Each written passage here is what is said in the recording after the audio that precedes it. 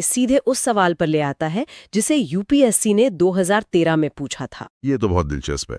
तो हमने जो कुछ भी अब तक चर्चा की है, चलिए उसे एक वास्तविक परीक्षा के प्रश्न पर लागू करके देखते हैं। हाँ, ये एक लिटमस टेस्ट जैसा होगा। 2013 के यूपीएससी सिविल सेवा प्रारंभिक परीक्षा में प्रश्न था, सिंधु घाटी सभ्यता के लोगों की क्या विशेषताएं हैं। हम्म। और इसके 3 कथन थे। पहला, उनके पास बड़े महल और मंदिर थे। हम्म। वे पुरुष और महिला दोनों देवताओं की पूजा करते थे। और तीसरा, वे युद्ध में घोड़ों द्वारा खींचे जाने वाले रथों का उपयोग करते थे। ठीक है, चलिए पहले कथन से शुरू करते हैं। उनके पास बड़े महल और मंदिर थे। हमने चर्चा की थी कि उनके शहर बहुत सुनियोजित थे, लेकिन बड़े महलों और मंदिरों का तो कोई ठोस सबूत नहीं मिला है।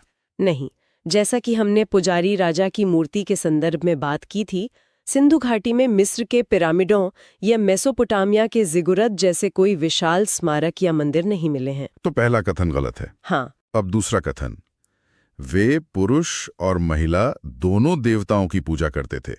हमने अभी अभी टेराकोटा की मातृ देवी यानी महिला देवता और पत्थर की पुजारी राजा जैसी पुरुष आकृतियों की बात की।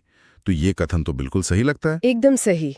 हमारे पास दोनों तरह की पूजा के पुरातात्विक साक्ष्य मौजूद हैं। ठीक है, अब तीसरा कथन, वे युद्ध में घोड़ों द्वारा खींचे जाने वाले रथों का उपयोग करते थे। घोड़ों और रथों का तो हमारी चर्चा में कहीं जिक्र ही नहीं आया। सही।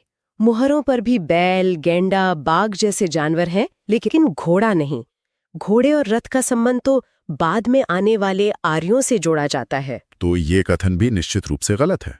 तो इस विश्लेषण से क्या निष्कर्ष निकलता है? कि केवल दूसरा कथन सही है। बिल्कुल।